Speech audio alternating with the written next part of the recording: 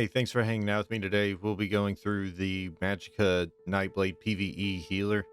This is a phenomenal build. I think it's very new player friendly and in-game friendly also.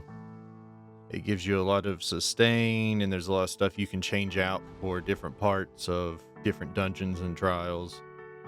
Anyways, let's get into the base stats. You're running 38.9k max Magicka, or max Magicka, 26.6k max health, 2000, no, it should be less. Yeah, 1800 Magicka recovery, 2.6k spell damage, 17% crit, and 10% physical resistances. You are also running 16% healing, additional healing. But once we get buffed up here,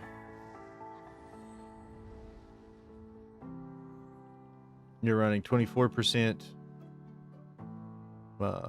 healing, and your spell resistances go to 23,000, and your spell damage goes to 3,600, and your recovery goes to 2,700. So you should have no problem sustaining, staying alive. This is all around a good build. Anyways, the skills we'll be running is Illustrious Healing. This is a good point and click AoE heal. You just keep that up at all times. It lasts for 14 seconds, so you just place it, leave it. Everyone in here gets a heal every second. Then you have your next skill. It's Radiating Regeneration. It targets you or up to 3 teammates, and you heal for over 2 grand every 2 seconds. Oh, you'll crit a lot. You'll heal for 1.4k every second. So it's almost 3k every 2 seconds. Your Combat Prayer. This is really good also. This is going to be like your spammable heal if you get into a spot where you don't have enough AoE healing. With this build, you do get quite a bit of AoE healing. But you stand behind your group and you do this. This also buffs their resistances by almost 3,000. And it also gives them Minor Resolve increasing, or Minor Berserk increasing their damage done by 5%. Funnel Health, we use this. It's a damaging ability, but it also heals your teammates and you for 58% of the damage every 2 seconds. So, right there.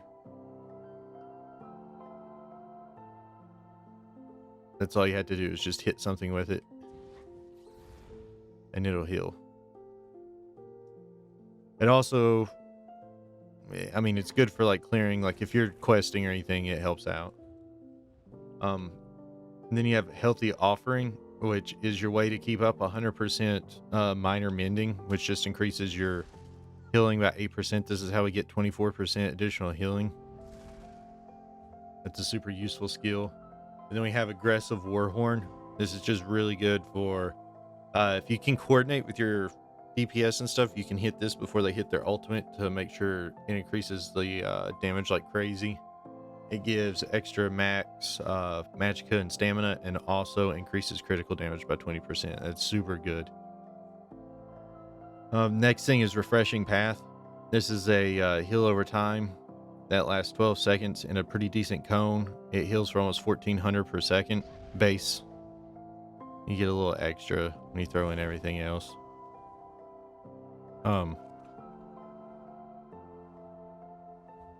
But it's super good. It also increases your movement as long as you're in this, and then for 3 seconds once you leave.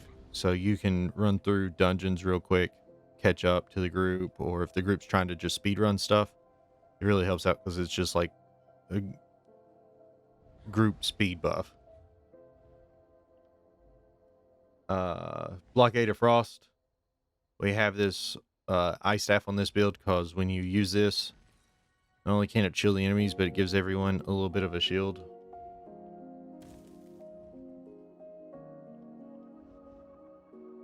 Then you can also put a Crusher enchant on your staff to help out. I should have one, but for some reason I don't. I don't know if I got rid of the wrong staff on accident. It's what it looks like because I have a sharpen instead of infused. But you should have a crusher enchant to lower the enemy's resistances in here in case your tank doesn't. Next is the energy orb. This is a very good heal over time for it gives 1600 health every second in its path, and your teammates can synergize for it,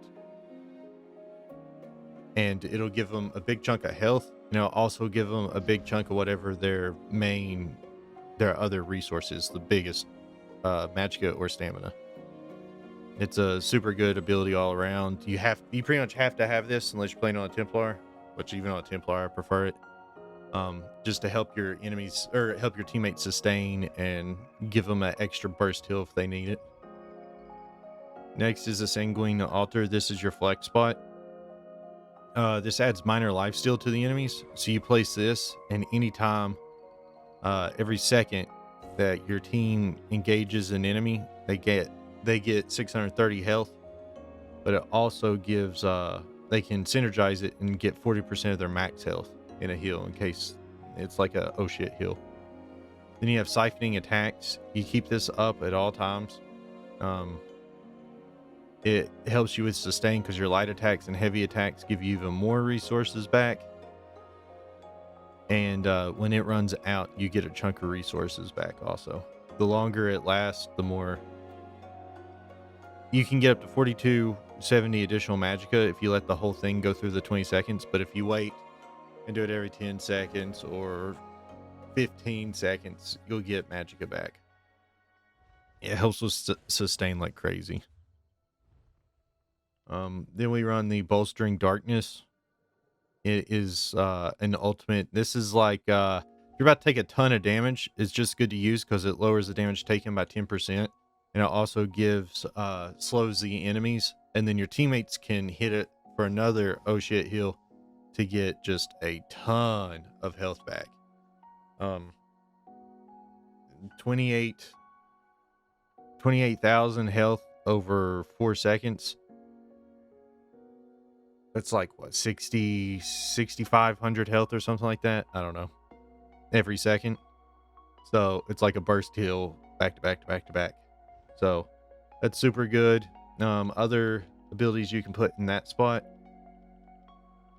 would be barrier if you wanted it. It's really about the only other one I would advise.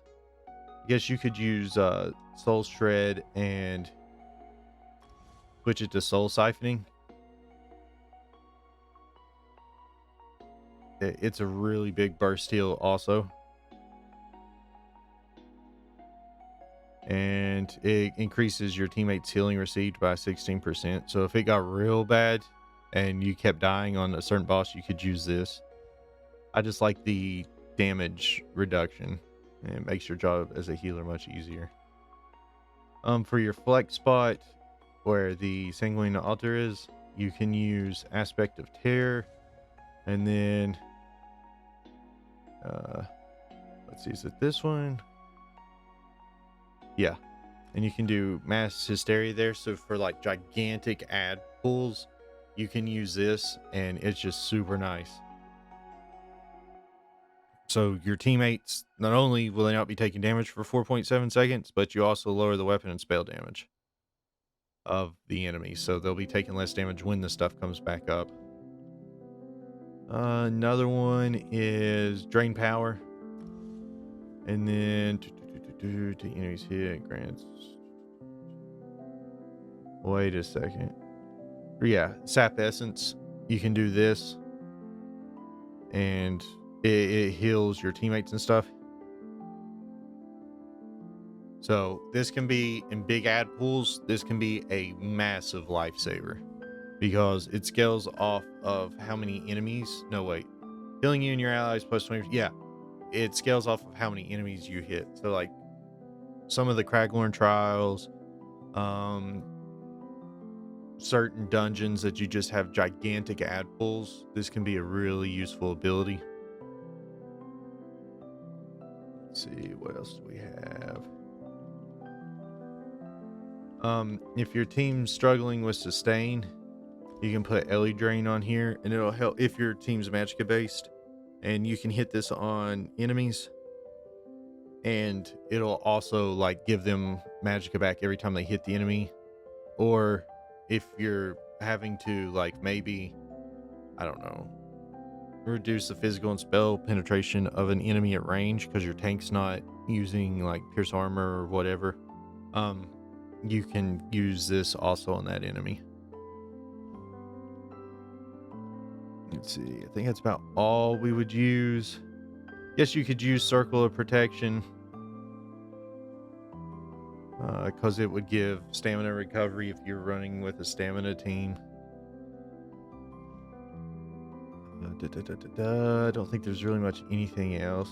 I guess you can run Equilibrium if your sustain's bad, but with this build, you need to check something out if your sustain is bad, because it is it's fairly good sustain. You could use Purge if you were doing a dungeon or something that had a ton of just dots and damage on people. That's a good switch. Caltrops is pretty good too.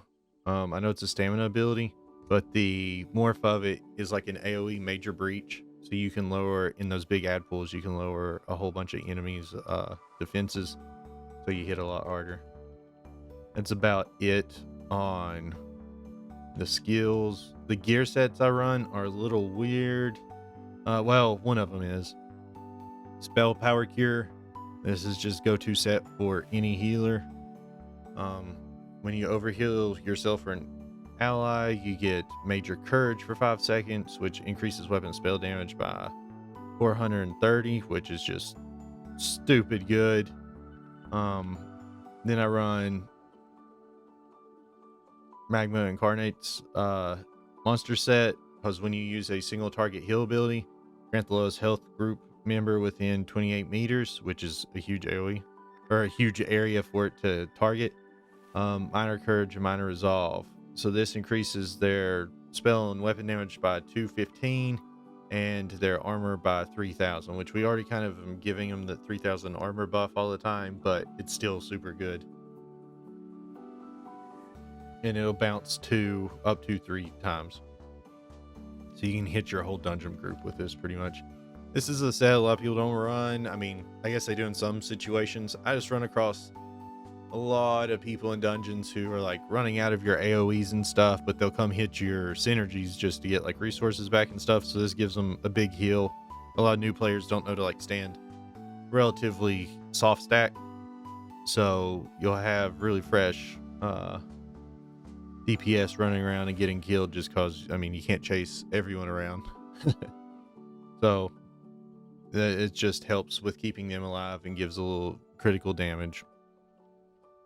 So that's what I run on there. The foods I run, like right now, I have this thing set up for content where I was running with a bad tank. Just that's why my max Magicka and max health are so high.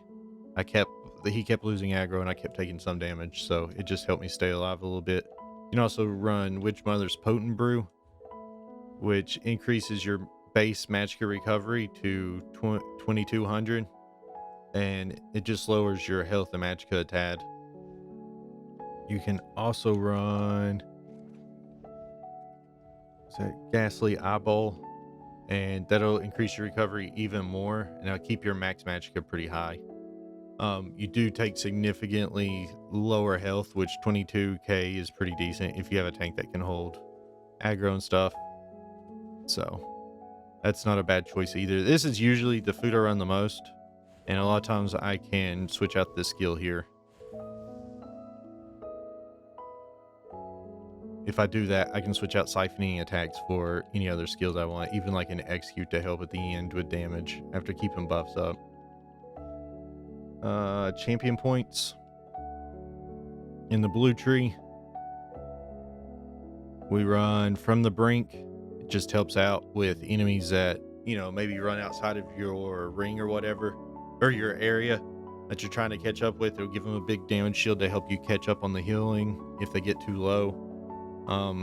This one, when you overheal, which you will do so much, you give everyone a big chunk of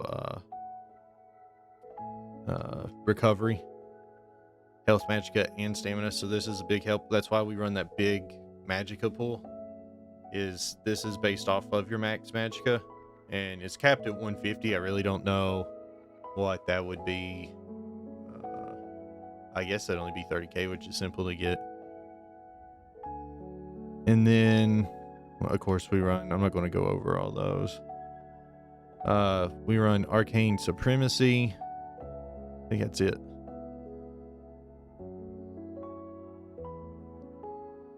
Wait, was that all of them? Let's see.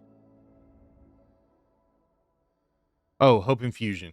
Healing yourself or an ally under 50% health grants him minor heroism for 1 second for every 300. So it just gives them a lot of ultimate back over 8 seconds. So that's super good, super helpful. And that's it for the blue tree and the red tree. Let's see. Which one do we run over here? Okay. So we run Spirit Mastery. It decreases the time it takes to resurrect an ally. I'm not big on the healer picking people up, but I guess, you know, because if someone's dying, we're either taking too much damage, tank's losing aggro, or something like that. So it's usually best for the DPS to pick up the other person in a dungeon. Now, trial, it could be a little different, but I sometimes run, however you say this, Celerity, just to move faster. I like to move. We run Rejuvenation for a little bit more recovery. We run Fortified for a little more defense, and we run Balanced Vitality for a big chunk of health. In a green tree, that's 100% up to you. I just run Treasure Hunt or Master Gather so I can get Gifted Rider, increase my mount speed, and unlimited stamina. Pretty sure that is it. I will throw some more sets down in the description or on the webpage for this build. And let's see. Some of the monster sets we have here. Symphony of Blades. It's really good. If your group struggles with sustain, you can run this and it'll just, it helps tremendously with everyone in the group. I don't have any of the other healer sets on me. There's other healer sets like Hall of Fang for recovery. It helps out like people sustain. Then you have like Sanctuary if you need more healing, which you definitely don't on this build. There's just several sets that you could run. But anyway, I do appreciate you hanging out with us for this video. If you have any questions, comments, suggestions for this build, that'd be awesome. Drop them down in the description. If you enjoyed the video, drop a like and subscribe, and we'll catch you in on the next one.